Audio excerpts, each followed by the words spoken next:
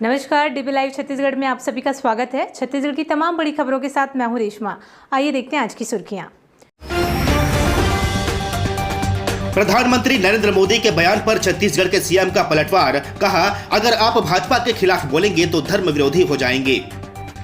राज्योत्सव की तैयारियां देखने साइंस कॉलेज पहुंचे सीएम भूपेश बघेल। कहा, देश दुनिया देखेगी छत्तीसगढ़ की संस्कृति और परंपरा को। और भाजपा प्रदेश अध्यक्ष की पायलटिंग वाहन ने बाइक को मारी टक्कर, एक महिला की मौत, युवक घायल। धमतरी जिले के कुरूद की घटना। छत्तीसगढ़ के मुख्यमंत्री भूपेश बघेल ने प्रधानमंत्री नरेंद्र मोदी के एक बयान पर पलटवार किया है। गुजरात में हुई एक सभा में पीएम नरेंद्र मोदी ने कहा था कि शहरी नक्सली अपना रूप बदलकर गुजरात में प्रवेश करने की कोशिश कर रहे हैं, लेकिन यह राज्य उन्हें राज्य के युवाओं का जीवन बर्बाद नहीं करने देगा। प्रधानमंत्री नरेंद्र मोदी के बयान पर पलटवार करते हुए मुख्यमंत्री भूपेश बघेल ने कहा कि शहरी नक्सल के नाम से लोगों को प्रताड़ित करने की बात होती है। छत्तीसगढ़ में अधिवक्ता सुधा भारद्वाज को शहरी नक्सली बताकर जेल दाखिल करा दिया गया है। उन्होंने कहा कि भाजपा का यही दृष्टिकोण है कि अगर आप भाजपा के खिलाफ बोलेंगे तो धर्म विरोधी हो जाएंगे।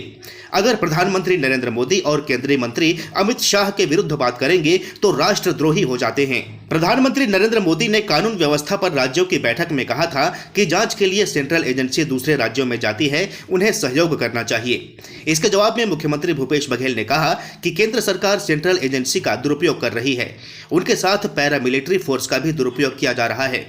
उन्हें आंतरिक सुरक्षा के लिए इस्तेमाल किया जाता है। अब तो सेंट्रल एजेंसी वाले फोर्स को लेकर कहीं भी घुस रहे हैं, खासकर उन राज्यों में जहां विपक्षियों की सरकार है।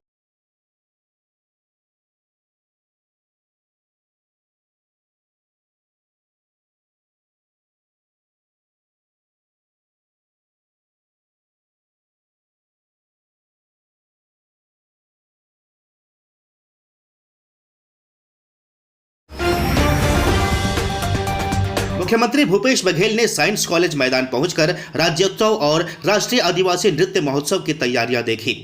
इस दौरान मुख्यमंत्री ने कहा कि राज्योत्सव के साथ ही 1 नवंबर को राष्ट्रीय आदिवासी नृत्य महोत्सव भी शुरू हो जाएगा। 3 दिन के महोत्सव से देश दुनिया छत्तीसगढ़ की संस्कृति और परंपरा को देखेगी। मुख्यमंत्री भूपेश बघेल ने कहा कि छत्तीसगढ़ में 41 जनजातियां रहती हैं। उनकी अपनी बोली, संस्कृति और परंपरा है। उनके साथ साथ देश दुनिया की आदिवासी संस्कृति का यहाँ संगम होगा। विदेशों की टीमें भी आ रही हैं। सभी लोग अपनी संस्कृति दिखाएंगे। ऐसे में देश दुनिया की जनजातीय संस्कृति को जानने समझने का मौका मिलेगा। वहीं छत्तीसगढ़ के आदिवासियों की गौरवशाली परंपरा और संस्कृति को देश और दुनिया जाने, इसके लिए यह आयोजन है। तारीख से लेके 3 तारीख तक के नहीं को बोल रहा हूँ, राज्य स्थापना दिवस से अरे आईडी नीचे करो और अलंकरण समारोह से इसकी शुरुआत होगी और नेशनल ट्राइबल डांस फेस्टिवल 3 दिन तक चलेगा। और उसमें सारे विभागों के स्टॉल भी लग रहे हैं, एग्रीकल्चर के, फॉरेस्ट के, इंडस्ट्री के, एनर्जी के, ट्राइबल के, उद्योगों के, एसएचजी ग्रुप के, वो सब यहाँ स्टॉल लगेगा और तैयारी चल रही है जोरों से। 3 दिन में बन के तैयार हो जाएगा। मुख्यमंत्री भूपेश बघेल ने विपक्ष की ओर से आदिवासी नृत्य महोत्सव आयोजन की आलोचना का जवाब देते हुए कहा कि उनको 15 साल मौका मिला। उनको जो समझ में आया उन्होंने किया। पूरे बस्तर के आदिवासियों को तो वे नक्सली समझते थे। उनके सीने पर गोलियां भी चलाते थे और जेल के अंदर भी रखते थे। यह उनका दृष्टिकोण था। हमारा दृष्टिकोण उससे अलग है। छत्तीसगढ़ के धमतरी जिले में भाजपा के प्रदेश अध्यक्ष अरुण साव की पायलटिंग वाहन ने एक बाइक को टक्कर मार दी है। हादसे में बाइक सवार एक महिला की मौत हो गई है, जबकि एक युवक घायल है। बताया जा रहा है कि शुक्रवार को कांकेर जिले के भानु प्रतापपुर विधानसभा क्षेत्र के दिवंगत विधायक मनोज मंडावी की 13वीं का कार्यक्रम था। कार्यक्रम में शामिल होने भाजपा प्रदेश अध्यक्ष अरुण साव भी पहुंचे।